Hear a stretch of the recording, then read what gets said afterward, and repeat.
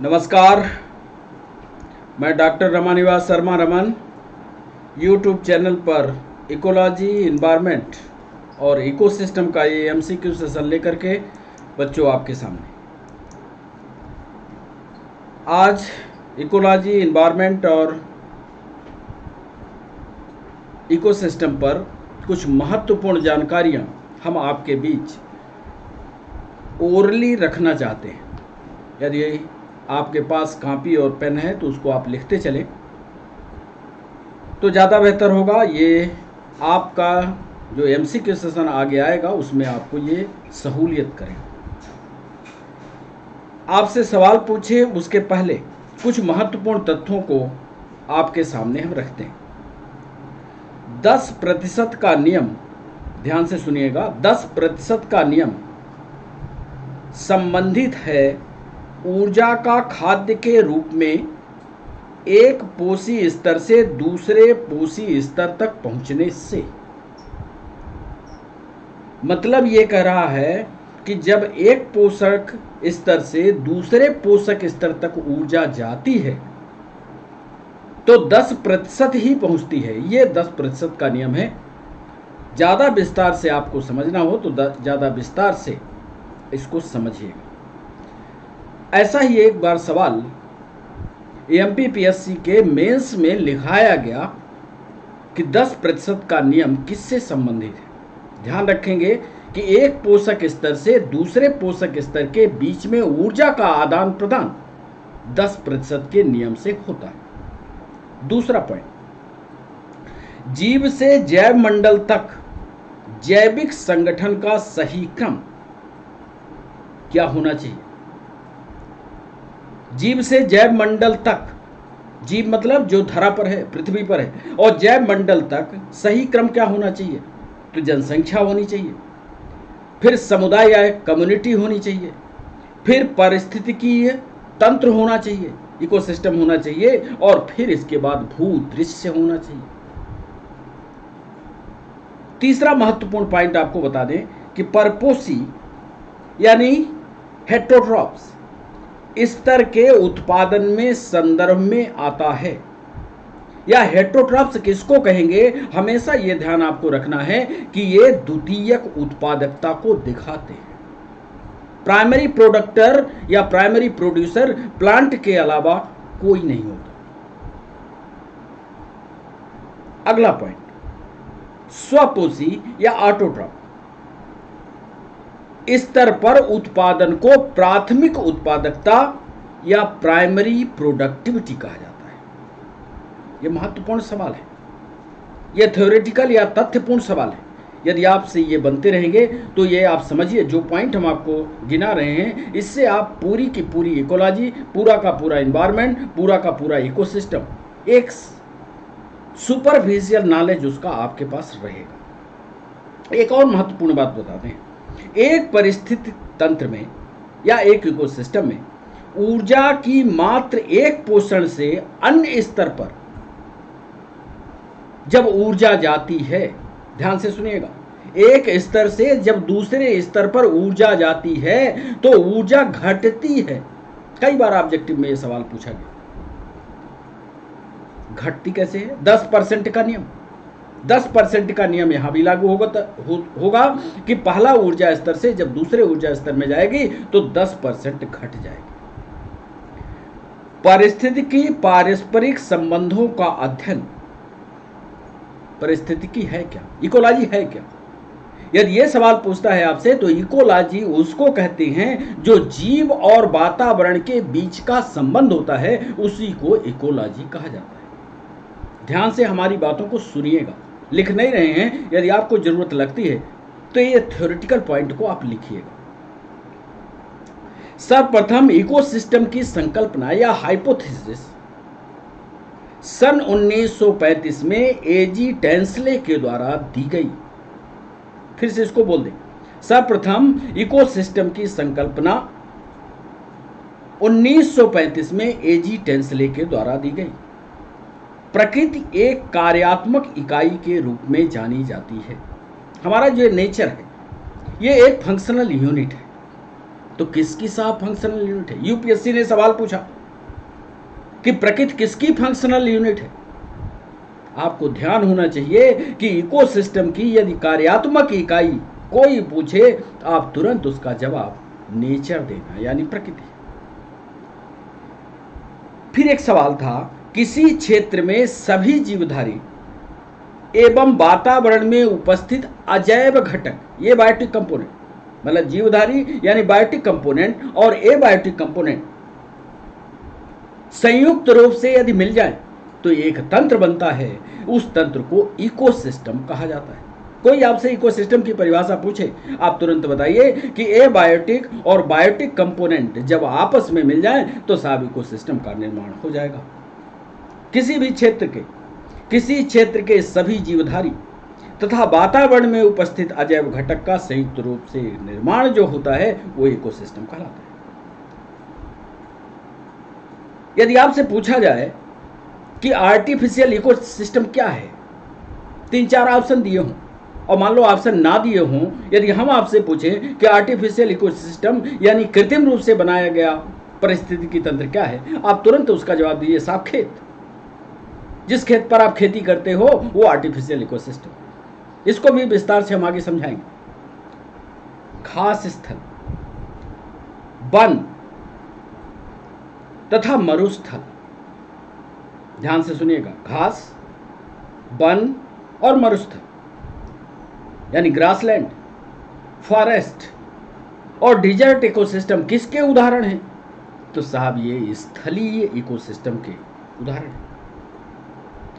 और यदि आपसे पूछ दिया जाए कि जलीय इकोसिस्टम का उदाहरण बताइए, तो जलीय इकोसिस्टम में आप बताइएगा झील आएगी, नदी आएगी, समुद्र आएगा।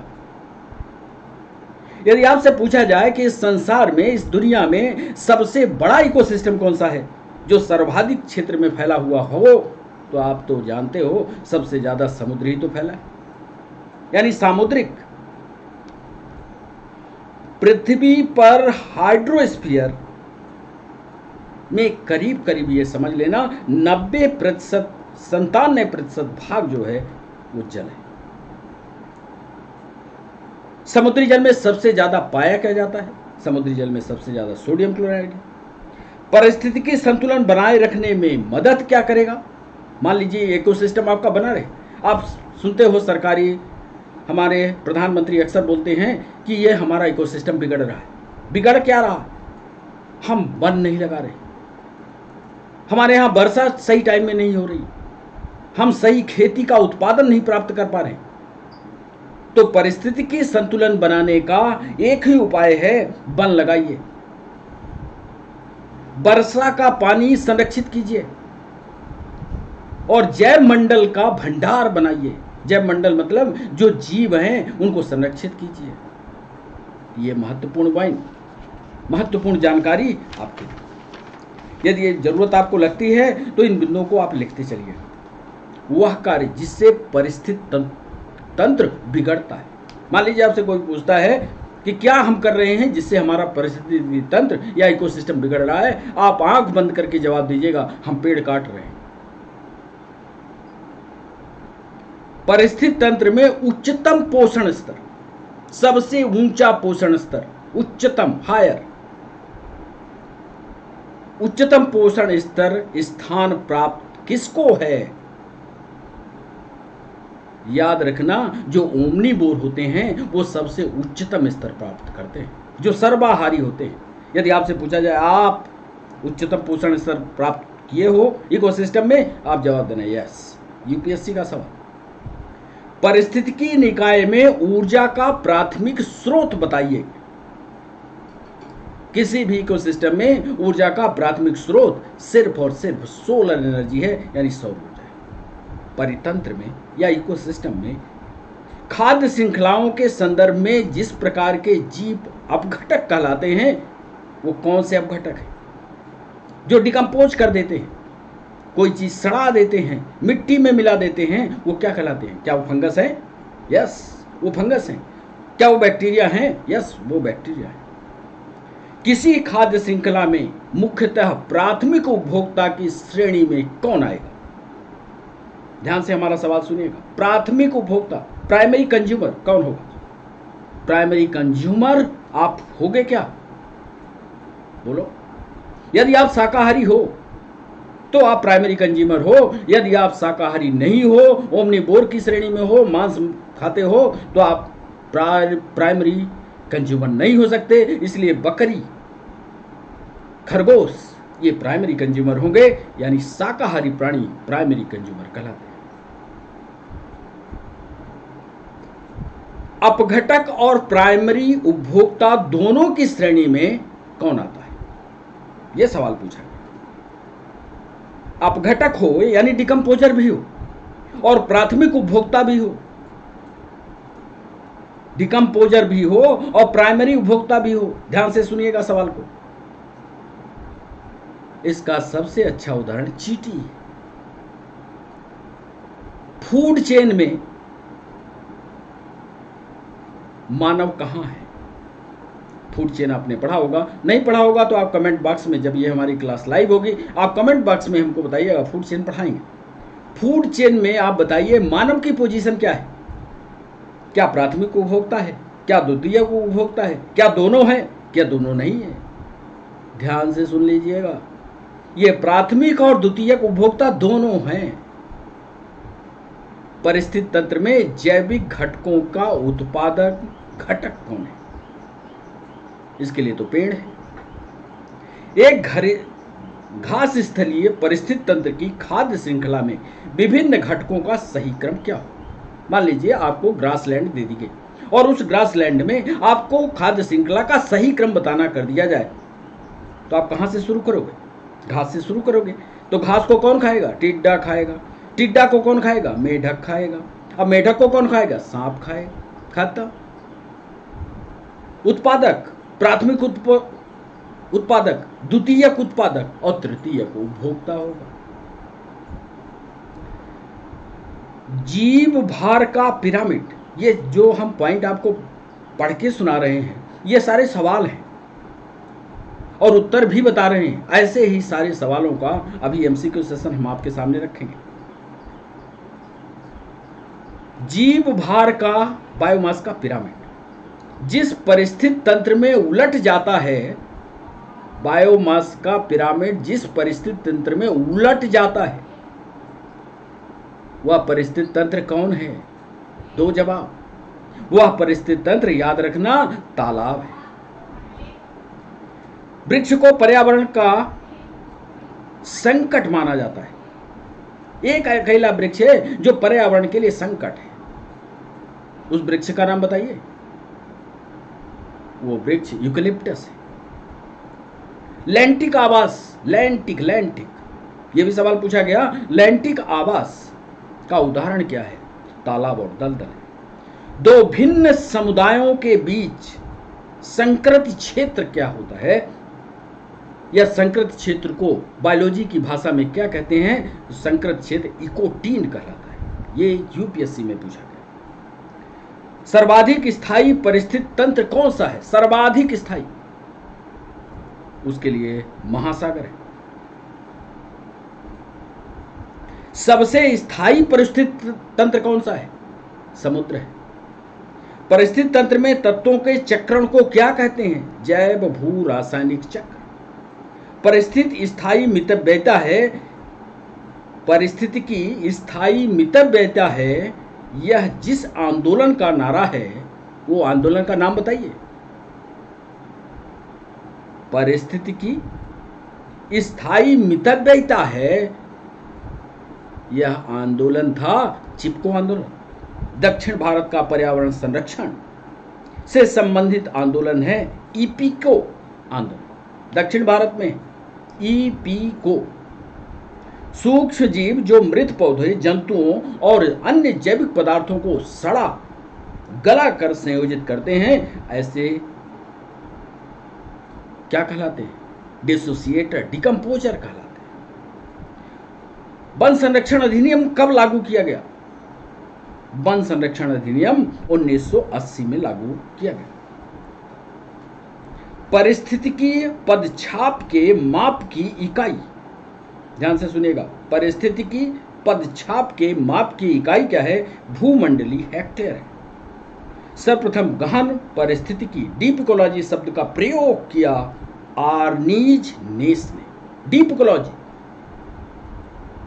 वो तो इकोलॉजी इकोसिस्टम अलग थे, टेंसले। डीप इकोलॉजी शब्द का सबसे पहला इस्तेमाल करने वाले वैज्ञानिक हैं आर्नीज नेस। याद कर लीजिएगा, लिख लीजिए। तो ये महत्वपूर्ण बिंदु आपके लिए थे जिसको हमने बोल बोल करके आपको समझाया। वीडियो को आगे पीछे करके इनको लिख लीजिएगा। ये आपको इकोलॉजी इकोसिस्टम पर जरूर हेल्प करेंगे, मदद करेंगे। अब चलते हैं, हम आपको एमसीक्यू सेशन पर लिए चलते हैं और पहला सवाल आपसे पूछते हैं। चैनल को सब्सक्राइब करना, चैनल को लाइक करना, चैनल को शेयर करना मत भूलिएगा। पहला सवाल आपके स्क्रीन पर,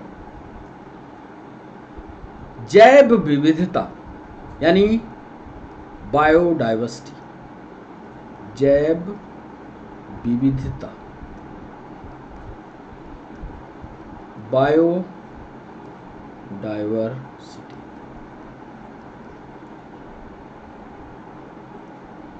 पर निम्न में से किसका प्रभाव पड़ता है?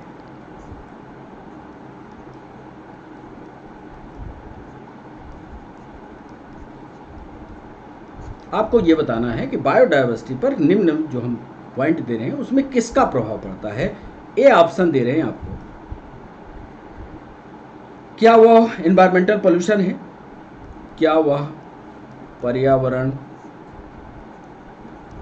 प्रदूषण है? बी ऑप्शन दे रहे हैं, क्या वह एसिडिफिकेशन ऑफ सी है? समुद्र का अम्लीकरण है? सोचकर उत्तर देना पड़ेगा। यदि आपने इकोलॉजी इकोसिस्टम पढ़ा है तभी ये उत्तर बनेगा। तीसरा सवाल, चेंज इन एनवायरमेंट, आबोहवा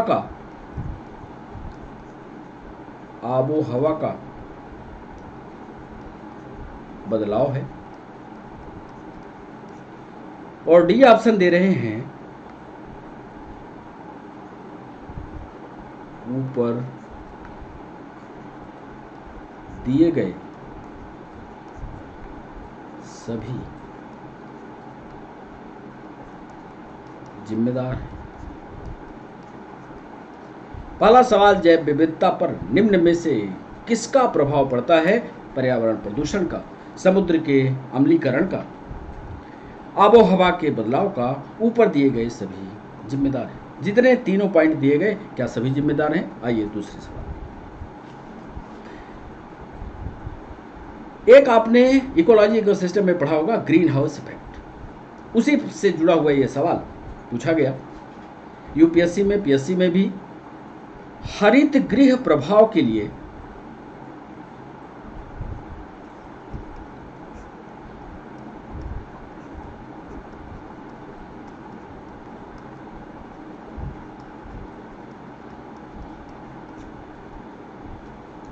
निम्न में से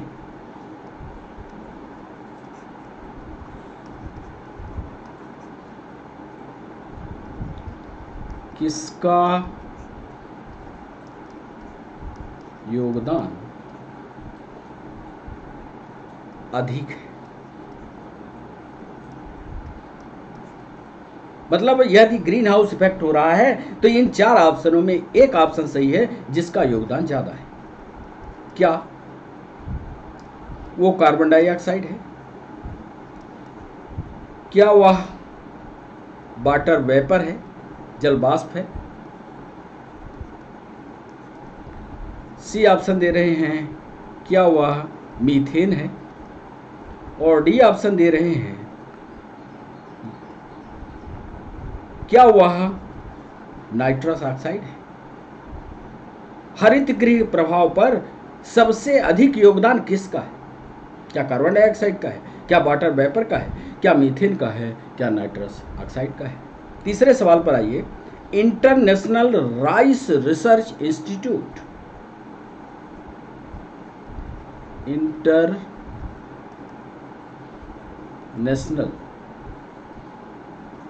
rice research institute. International rice research institute कहाँ स्थित है?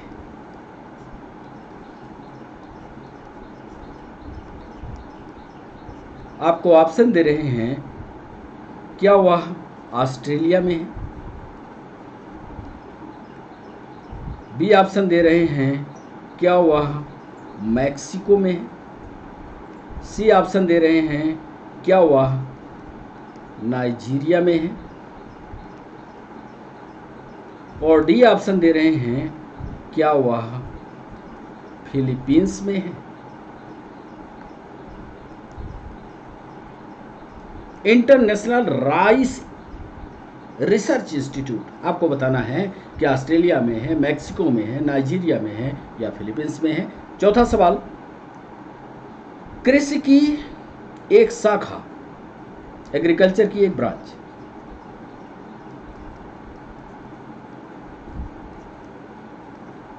कृषि की एक शाखा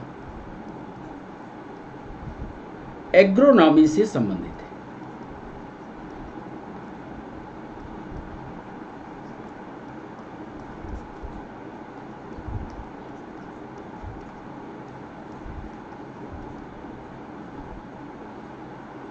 फसल पौधों के प्रजनन से,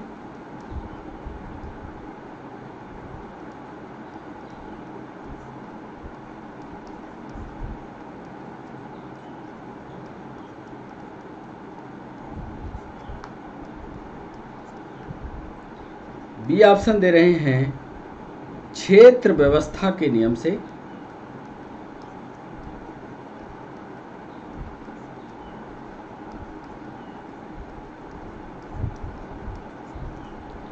सी ऑप्शन दे रहे हैं फसल उत्पादन के नियम और पालन से,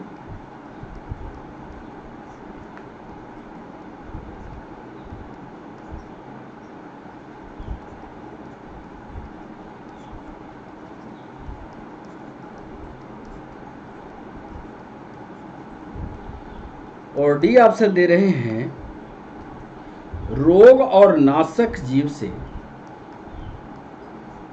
रोग और नाशक जीव से फसल को सुरक्षा से। कृषि की एक शाखा एग्रोनॉमी, एग्रोनॉमी में क्या पढ़ा जाता है या क्या डिस्कस किया जाता है, ये सवाल हमने पूछा। फसल पौधों के प्रजनन से है, क्षेत्र व्यवस्था के नियम से है, फसल उत्पादन के नियम और पालन से है, और डी रोग और नाशक जीव के फसल की सुरक्षा से। पांचवा सवाल, प्रशीतन खाद्य परिरक्षण में मदद करता है। प्रशीतन या ठंडा करना, कूलिंग। प्रशीतन अंग्रेजी वालों को दिक्कत ना हो, यानी कूलिंग। प्रिजर्वेशन में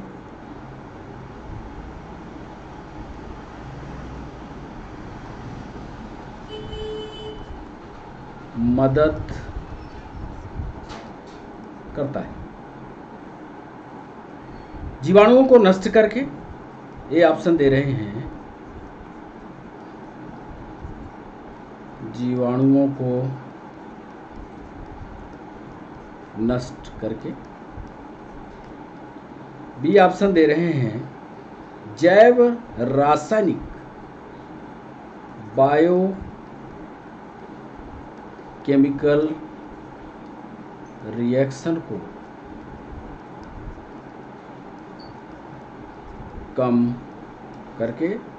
ये फ्रिज वाला एक्शन है, आप खाना बना करके और उसको कूलिंग में डालते हो। यदि फ्रिज आपके घर में होगा तो जरूर इसका उत्तर दोगे आप। बायोकेमिकल रिएक्शन को कम कर दिया जाता है। या सी, एंजाइम की क्रिया को, एंजाइम की क्रिया को नष्ट करके। और अंतिम सवाल आपको दे रहे हैं, खाद्य पदार्थ को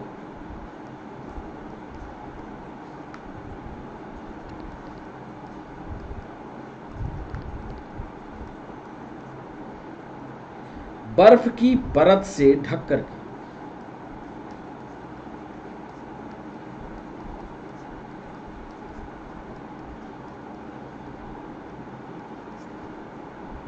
कूलिंग का भोज्य पदार्थ का संरक्षण करना है। तो इसमें से 4 बिंदुओं में से चारों बिंदु नज़दीक हैं उत्तर के, ध्यान रखिएगा, चारों बिंदु नज़दीक हैं। इसमें सही उत्तर आपको बताना है कि क्या बैक्टीरिया को नष्ट कर देता है, क्या बायोकेमिकल रिएक्शन को घटा देता है, क्या एंजाइम के रिएक्शन को नष्ट कर देता है, क्या खाद्य पदार्थ को बर्फ की परत से ढक दिया जाता है। छठवां सवाल, निम्न में से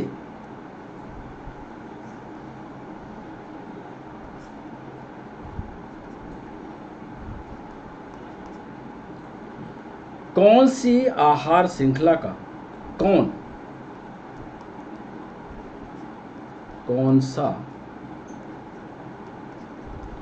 आहार श्रृंखला, आहार श्रृंखला का मतलब यहां फूड चेन से है, आहार श्रृंखला का निर्माण करता है। ये ऑप्शन दे रहे हैं आप। यदि आपको फूड चेन की परिभाषा और सिस्टमेटिक क्रम में उसको लिखना आता होगा तब ये बनेगा। ए पर दे रहे हैं साहब घास, गेहूं तथा आम।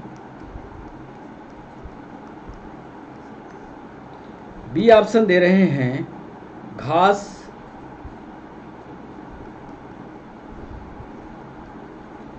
बकरा तथा मानव। सी ऑप्शन दे रहे हैं बकरा, गाय तथा हाथी। और डी ऑप्शन दे रहे हैं घास, मछली तथा बकरा। कारण सहित जब ढूंढोगे तो आपको सिस्टमेटिक लाइन मिलेगी कि निम्न में से कौन सा आहार श्रृंखला यानी फूड चेन का निर्माण करेगा। फूड चेन कैसे बनेगी, क्रम से कैसे बनेगी, ये आपको बताना है। सातवां सवाल आपके स्क्रीन पर,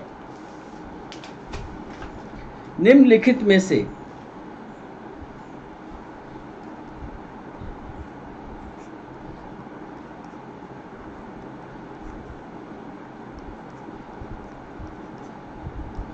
किसके नष्ट होने की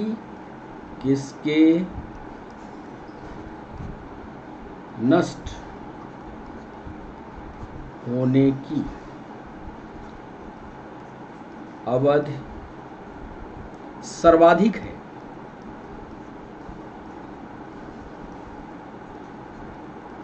मतलब नष्ट सब चीज होती है, आपको इस प्रश्न में यह बताना है कि कौन नष्ट होने में ज्यादा समय लेता है। ये ऑप्शन दे रहे हैं, क्या वह केले का छिलका है,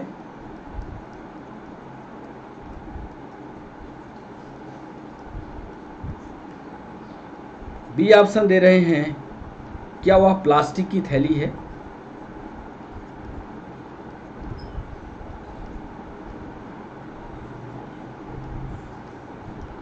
सी ऑप्शन दे रहे हैं क्या वह लकड़ी का टुकड़ा है,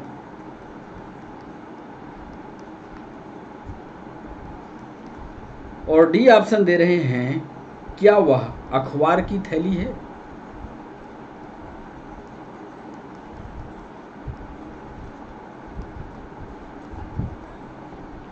निम्नलिखित में से किसके नष्ट होने की अवधि सर्वाधिक है, क्या वो केले के छिलके की है, क्या वो प्लास्टिक के पाउच की है, क्या लकड़ी के टुकड़े की है, क्या अखबार की थैली है। और 8वां सवाल, ओजोन परत ओजोन परत किसको रोकती है?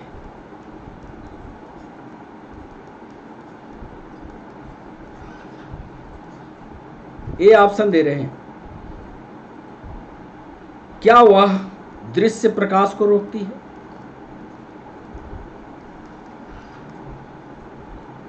क्या ओजोन परत अवरक्त विकिरण को रोकती है, इंफ्रारेड को? अवरक्त विकिरण को। सी ऑप्शन, क्या वह एक्स किरण और गामा किरण को रोकती है? और डी ऑप्शन दे रहे हैं, क्या वह अल्ट्रा वायलेट रेज को रोकती है?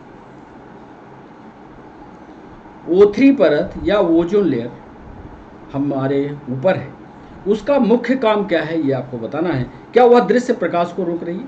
क्या इंफ्रारेड रेडिएशन जो आ रहा है उसको रोक रही? क्या अल्फा बीटा और गामा किरण को रोक रही? अल्ट्रा वायलेट रेज को रोकती है? ये 8वां सवाल था। 9वें सवाल पर आइए। परिस्थिति विज्ञान यानी इकोलॉजी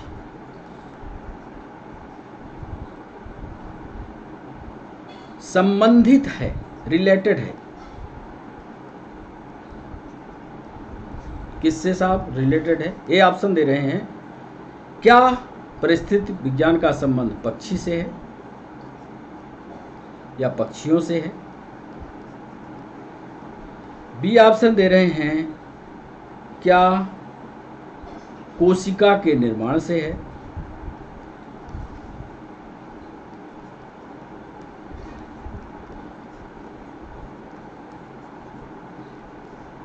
सी ऑप्शन दे रहे हैं, जीवों और उनके वातावरण के बीच का संबंध है। और डी ऑप्शन दे रहे हैं, ऊतकों का संबंध है या टिश्यूज का संबंध है।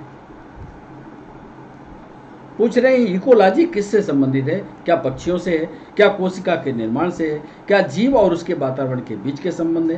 क्या ऊतकों से संबंध है? जितने थ्योरेटिकल थ्योरी थी वो हमने क्लास सेशन शुरू होने के ठीक पहले आपको 20 से 30 पॉइंट बोल बोल करके सुनाया है, पढ़ाया है। उन्हीं से जुड़े हुए सवाल आपके सामने रख रहे हैं। तो ये 9वां सवाल था। 10वें सवाल पर आइए। पृथ्वी के तापक्रम में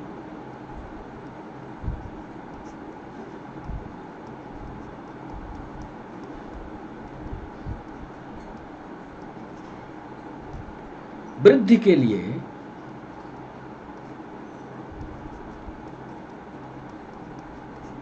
उत्तरदायी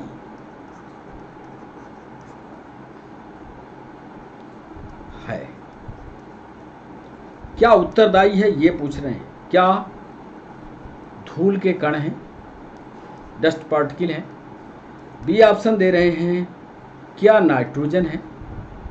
सी ऑप्शन दे रहे हैं, क्या कार्बन डाइऑक्साइड है? और डी ऑप्शन दे रहे हैं, क्या कार्बन मोनोऑक्साइड है? पृथ्वी के तापक्रम दिन प्रतिदिन बढ़ रहा है, उसका सही कारण आपको बताना है। क्या धूल का कण है? क्या नाइट्रोजन है? क्या कार्बन डाइऑक्साइड है? क्या कार्बन मोनोऑक्साइड है? 11वां सवाल। भविष्य में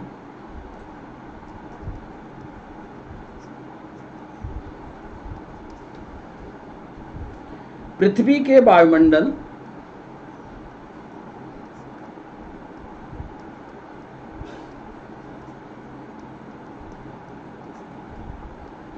के तापमान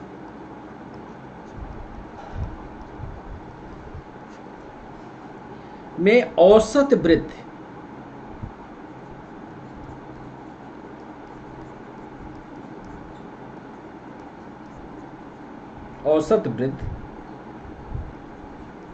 का कारण है।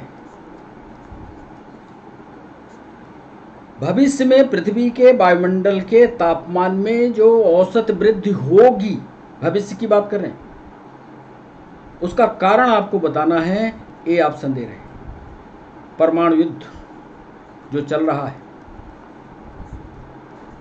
क्या उसका कारण परमाणु युद्ध होगा। बी ऑप्शन दे रहे हैं, ओजोन छिद्र में विस्तार। सी ऑप्शन दे रहे हैं, ज्वालामुखी से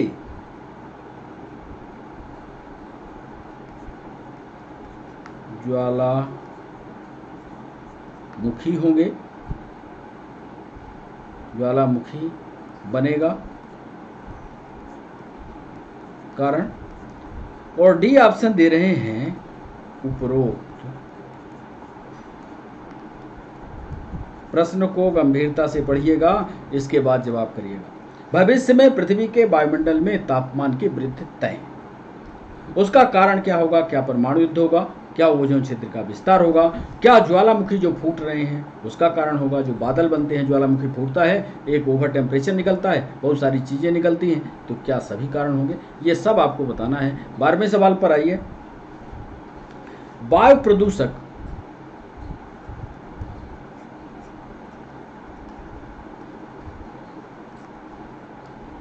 जो प्रकाश रासायनिक धुंध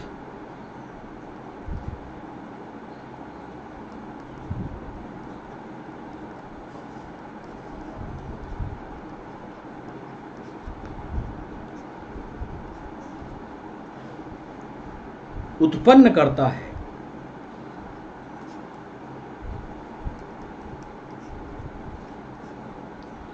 ऐसा एयर पोल्यूशन का पॉइंट जो प्रकाश रासायनिक धुंध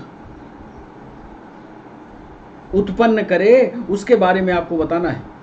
एयर पोल्यूशन पढ़िए, फिर एयर पोल्यूशन में अंदर घुस करके ये सवाल पढ़िए। क्या ये ऑप्शन दे रहे हैं, क्या ओजोन, क्लोरीन एवं सल्फर डाइऑक्साइड है। बी ऑप्शन दे रहे हैं, क्या ऑक्सीजन है, क्लोरीन है और नाइट्रिक एसिड है। सी ऑप्शन दे रहे हैं, क्या नाइट्रस ऑक्साइड है एवं एक्रोलीन है।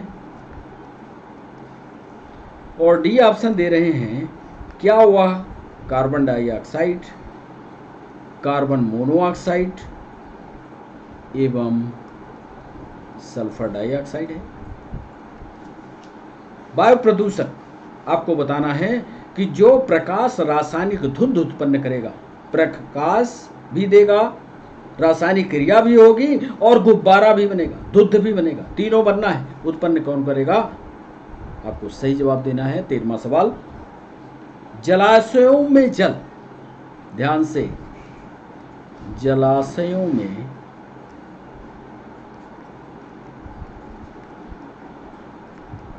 जल क्या है। ध्यान से देखिएगा, एनर्जी वाले चैप्टर से ये सवाल हमने उठाए हैं। जलाशयों में जो जल पाया जाता है वो नवीनीकृत संसाधन है। एक आपने पढ़ा होगा रिन्यूएबल और एक पढ़ा होगा नॉन रिन्यूएबल रिसोर्स। वहीं से सवाल उठाया कि जलाशयों में जल है, नवीनीकृत संसाधन है, अनवीनीकृत है,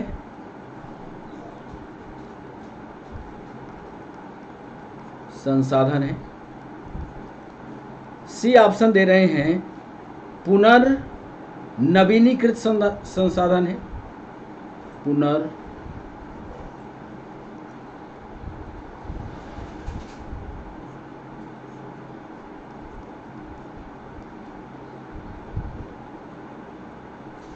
संसाधन है। और डी ऑप्शन दे रहे हैं नवीनीकृत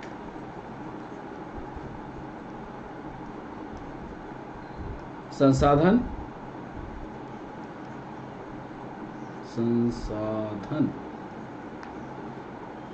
और अनवीनीकृत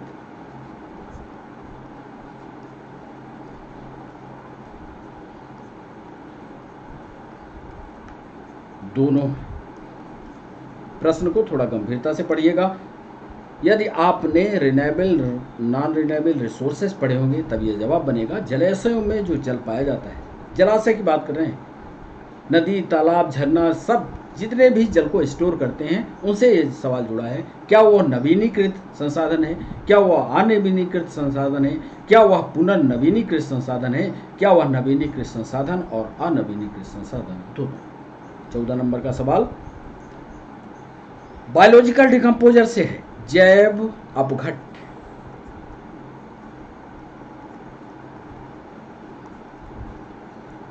किसका अपशिष्ट है?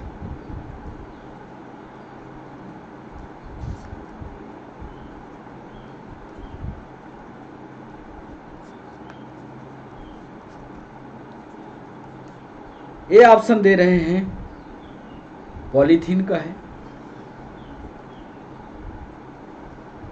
बी ऑप्शन दे रहे हैं टूटे हुए कांच।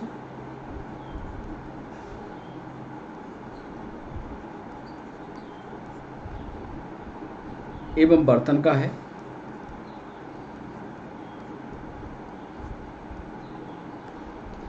सी ऑप्शन दे रहे हैं मवेशियों का, एनिमल्स का, मवेशियों का अपशिष्ट है। और डी ऑप्शन दे रहे हैं खराब प्लास्टिक है। बायोलॉजिकल डिकम्पोज, बायोलॉजिकल या जैव अपघट्य किसका अपशिष्ट है? प्रश्न को समझेंगे तब उत्तर बनेगा। क्या वो पॉलीथीन का है, क्या टूटे हुए कांच कार्बन का है, क्या मवेशियों का अपशिष्ट है, या खराब प्लास्टिक है? 15वां सवाल जल क्या है?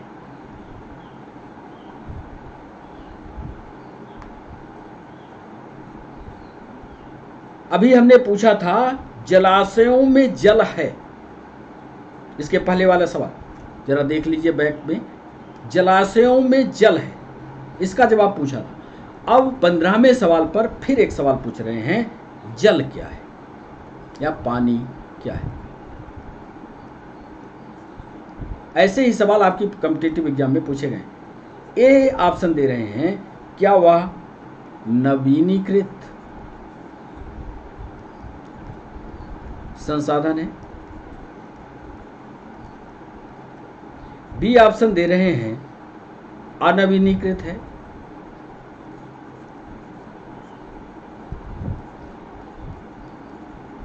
अनवीनीकृत संसाधन है। सी ऑप्शन दे रहे हैं क्या वह राष्ट्रीय संसाधन है।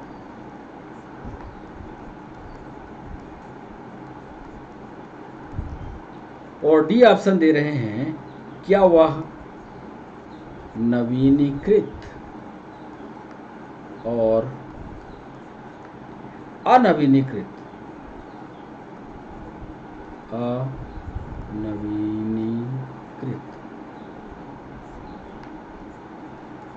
दोनों। सोच समझ कर जवाब करिएगा। अब उधर हमने जलाशय की बात की थी और इस बार जल पूछ रहे हैं। क्या वह नवीनीकृत है, क्या वह अनवीनीकृत है, क्या वह राष्ट्रीय संसाधन है, क्या नवीनीकृत और अनवीनीकृत दोनों है। 16वें सवाल पर बच्चों 4 सवाल और बचे, 20 सवाल टोटल हम आपसे पूछते हैं। बच्चों की ये सूचना हम आपको कम से कम 6 से 8 घंटे पहले देते हैं कि हम आपसे कितना सवाल पूछेंगे।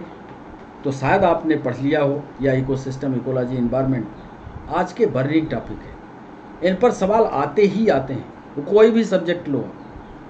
जीके में तो पक्का ही बनते हैं इसके सवाल, इसलिए इसको आपको पढ़ना जरूरी है। 16वां सवाल हम आपसे पूछ रहे हैं कि अवशिष्टों के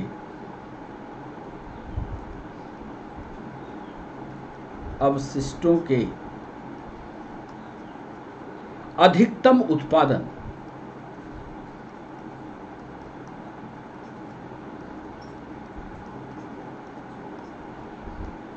के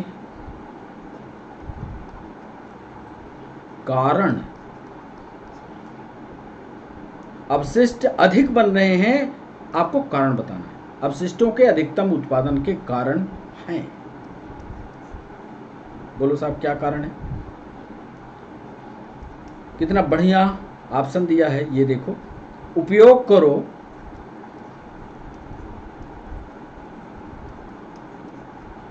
और फेंको योजना,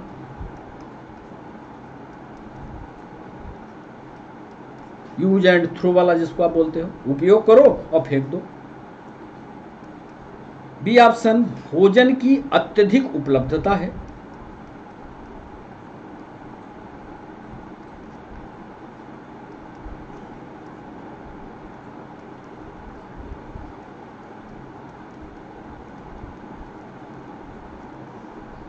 सी ऑप्शन, भोजन के सभी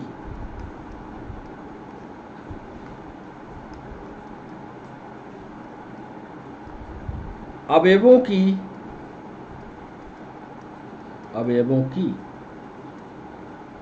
अनुपयोगिता है।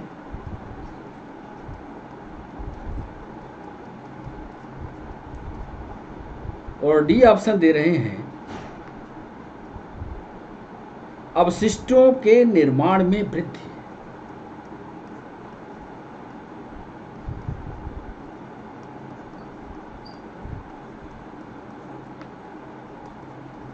इस तरह के सवाल अक्सर यूपीएससी में पूछे जाते हैं, जिसमें दिमाग ये इस्तेमाल करना पड़ता है। वो आयोग ये आपसे पूछना चाहता है कि ये बंदा अपना दिमाग कितना चलाता है। अवशिष्टों का अधिकतम उत्पादन का कारण क्या हो सकता है? अब आप सोच करके, जब हम लाइव होंगे शाम को 6 बजे, तो आप जरूर बताएंगे, हमें कारण भी बताएंगे। तो ये 16वां था। 17वें सवाल पर आते हैं। पर्यावरण किसको कहते हो आप? पर्यावरण में आते हैं, ये ऑप्शन दे रहे हैं, मिट्टी, वायु और जल। बी ऑप्शन दे रहे हैं, प्रकाश, ताप एवं वर्षा।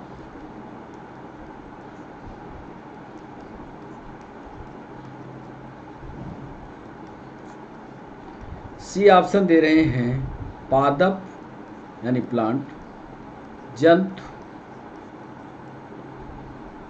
एवं सूक्ष्म जीव। डी ऑप्शन दे रहे हैं, उपरोक्त।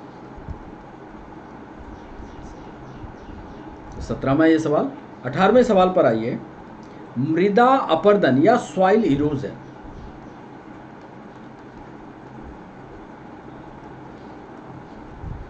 मृदा अपरदन इसको बोलते हैं हिंदी में। सॉइल इरोजन को, ये अभी सवाल पूछा गया था, रोका जा सकता है। कैसे रोकोगे भाई? ए ऑप्शन, वनीकरण कर दो, फॉरेस्टेशन बढ़ा दो, जंगल ही जंगल लगा दो। बी ऑप्शन दे रहे हैं, डिफॉरेस्टेशन या इसको कह दो वनीकरण कर दो। सी ऑप्शन दे रहे हैं,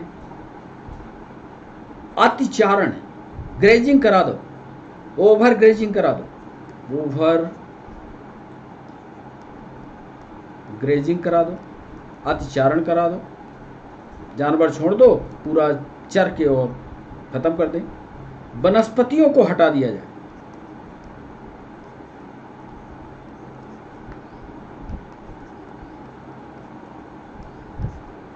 ये 18वां सवाल। 19वें सवाल पर आइए। गंगा जल में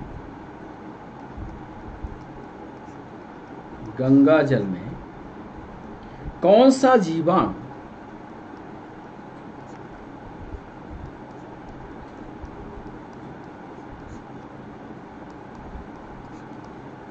पाया जाता है? कॉलीफॉर्म, ये ऑप्शन दे रहे हैं, कॉलीफॉर्म जीवाणु है। बी ऑप्शन दे रहे हैं स्ट्रेप्टोकोकस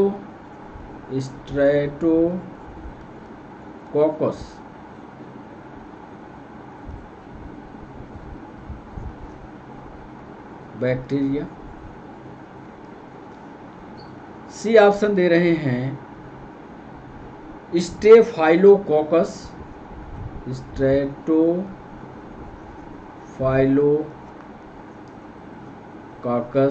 बैक्टीरिया। और डी ऑप्शन दे रहे हैं डिप्लोकोकस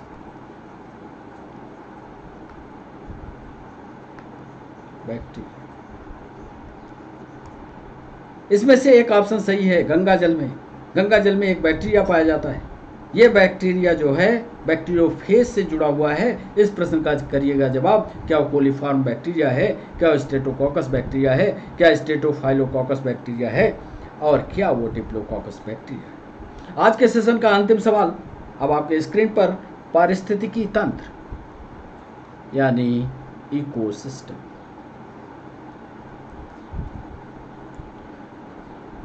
शब्द का गठन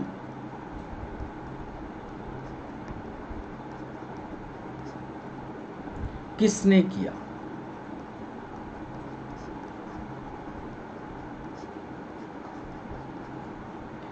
ए ऑप्शन दे रहे हैं, क्या वो टेंसले थे। बी ऑप्शन दे रहे हैं, क्या वो ओडम थे। सी ऑप्शन दे रहे हैं, क्या वो बर्मिंग थे। डी ऑप्शन दे रहे हैं, क्या वह डार्विन थे। इकोसिस्टम शब्द का गठन यानी इकोसिस्टम को सबसे पहले लाने वाले वैज्ञानिक कौन हैं? क्या वो टेंसले हैं, क्या वो ओडम हैं, क्या वो बर्मिंग है, और क्या वो डार्विन है। तो ये 20 सवाल इकोलॉजी, इकोसिस्टम और एनवायरनमेंट पर थे। अभी ये सिलसिला जारी रहेगा। अभी तो सिर्फ 20 सवाल पूछा है। अभी तथ्य तो इसके बारे में हमने आपको ज़्यादा बताए हैं। अभी और सवालों का सिलसिला आगे भी जारी रहेगा। तो इन 20 सवालों को अब समय आ गया है उत्तर बताने का, तो आपको ले चलते हैं उत्तर की ओर। पहले प्रश्न पर आपको उत्तर बताएं। इसके पहले आपको बता दें कि जो आप प्रश्न करते हो, आप कितना समझते हो, कितना कर पाते हो, ये आप पर निर्भर करता है कि यदि आपको समझ नहीं आता तो आप कमेंट सेक्शन में आप हमें लिखें जरूर। उसको हम सरल भाषा में आपको समझाने की कोशिश करें। नहीं समझ में आ रहा क्यों इसका उत्तर ये होगा, ये आप हमसे पूछें। ग्रुप पर ला करके उस सवाल को रखें, ग्रुप में पूछें, हम उसका विस्तार से आपको जवाब दें। पहला सवाल हमने आपसे पूछा था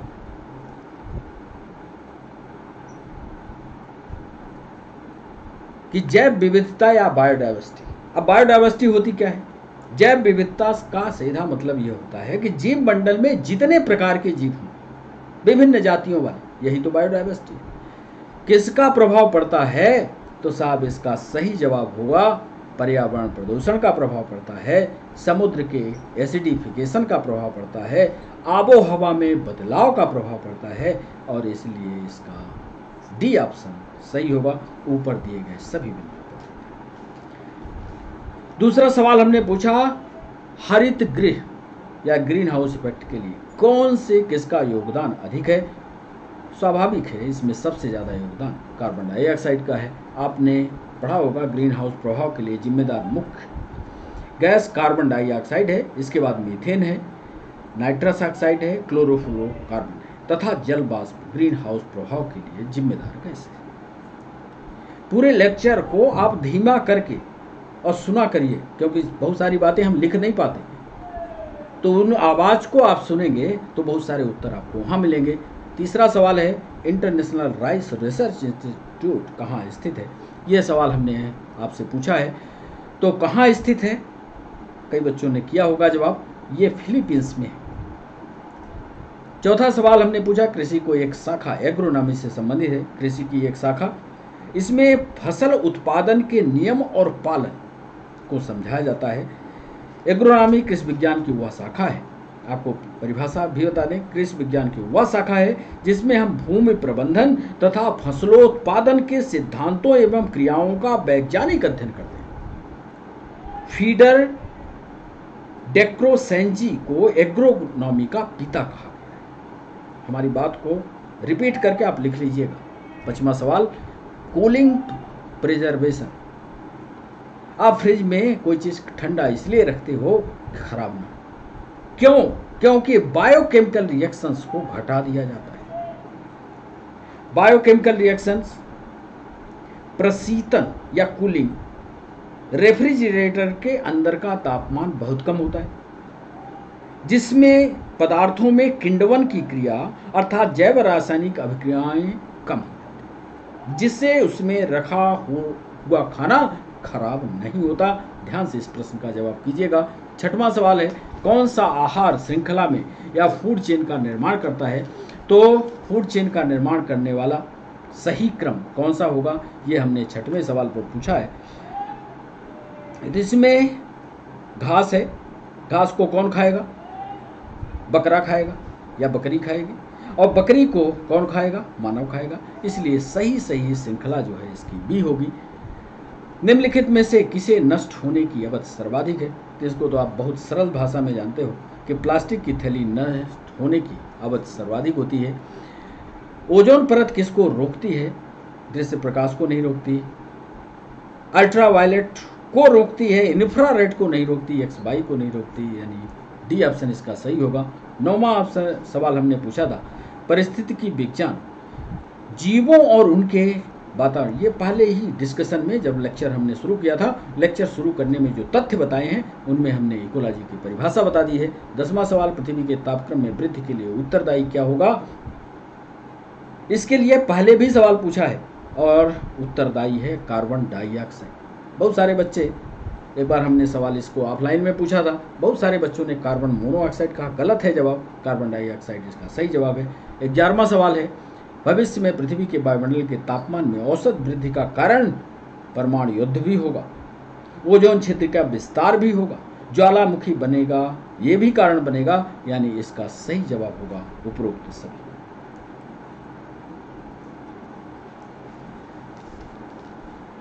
बारहवां सवाल हमने पूछा वायुमंडल में जो प्रकाश रासायनिक धुंध उत्पन्न करता है, वो रासायनिक धुंध उत्पन्न करने वाले जिम्मेदारी carbon monoxide, carbon dioxide, sulphur dioxide है। जलाशयों का जो जल होता है, जो जलाशय में जल है वो नवीनीकृत संसाधन है और अनवीनीकृत संसाधन दो तरीके से ये प्रश्न यूपीएससी ने पूछा था। दोनों तरीके के प्रश्नों को हम आपके सामने रख रहे हैं, उसको हम समझा रहे हैं, आपको समझने की कोशिश करिएगा। बार बार अपने इस रील को आगे पीछे करिएगा तो समझ में आ जाएगा। वायुमंडल के विभिन्न घटकों में भौतिक, रासायनिक, जैविक गुणों में होने वाले अवांछनीय परिवर्तन जो वायुमंडल को या जैव मंडल को जलाशयों में जल है, इसका उत्तर वे संसाधन जिन्हें एक सीमा तक फिर से पहले जैसा उपयोग में लाया जा सके या पहले से उपयोग में हो रही मात्रा को एक निश्चित सीमा तक बढ़ाया जा सके, नवीनीकृत संसाधन कहलाते हैं। जल, वन एवं वन्य जीव इस श्रेणी में आते हैं, जबकि अनवीनीकृत संसाधन वे संसाधन हैं जो जाने पर इन्हें फिर से प्राप्त नहीं किया जा सकता। कोयला, पेट्रोलियम, लोहा तथा दूसरे खनिज इसके उदाहरण हैं। वे संसाधन जिनका पुनर्नवीनीकरण किया जा सकता है पुनर्नवीनीकृत संसाधन कहलाते हैं। जलाशयों में जल नवीनीकृत तथा अनवीनीकृत दोनों संसाधन। जैव अपघट्य किसका अपशिष्ट है, मवेशियों का अपशिष्ट है, ये जो जानवर करते हैं। 15वां सवाल जल क्या है, फिर से यही जवाब आएगा, जल वही है, नवीनीकृत अनवीनीकृत संसाधन है। अपशिष्टों के अधिकतम उत्पादन के कारण क्या है। 16वां सवाल, 16वें सवाल का उपयोग करो और फेंको योजना, यूज एंड थ्रो। इसको आप भी करते होगे, उपयोग किया फेंका, पहले ऐसा नहीं होता था, इसलिए इसका सही कारण होगा उपयोग करो और फेंको। पर्यावरण में कौन आते हैं? पर्यावरण में सब आते हैं जितने ऊपर लिखे हुए हैं, इसलिए डी ऑप्शन इसका सही है। 18वां सवाल है, सॉइल इरोजन को कब रोक पाओगे आप? तुम मृदा अपरदन को रोकने के लिए पेड़ लगा लो। पेड़ की जड़ें जो है मिट्टी पकड़ती हैं, यानी फॉरेस्टेशन कर लो, वनीकरण कर लो, मिट्टी नहीं बहेगी। गंगा जल में कौन सा जीवाणु पाया जाता है? गंगा जल में कोलीफॉर्म जीवाणु पाया जाता है। और अंतिम सवाल था, इकोसिस्टम शब्द का गठन किसने किया? इसका सही जवाब था टेंस ने। तो इस तरह से 20 सवाल हमने आपसे पूछे। कैसा लगा सेशन, ये जरूर आप अपने कमेंट बॉक्स में बताइएगा। क्या समझ में नहीं आया, ये कमेंट बॉक्स में जरूर लिखिएगा। अपने हर जितने बच्चे हैं सभी अपने अपने कमेंट जरूर लिखा करें। अपने कमेंट, अपनी बात को जरूर कमेंट बॉक्स में लिखा करिए, क्योंकि क्लास सेशन के बाद हम आपके कमेंट जरूर पढ़ते हैं। यदि कोई ऐसी बात रह जाती है जो छूटती है तो उसको हम फिर से उसमें शामिल करेंगे, फिर से आपको बताएंगे। तो आज के लिए बस बच्चों इतना ही। फिर एक नए वीडियो के साथ 1 दिन के अंतराल के बाद फिर आपके सामने आएंगे। तब तक के लिए बच्चों बाय बाय और नमस्कार।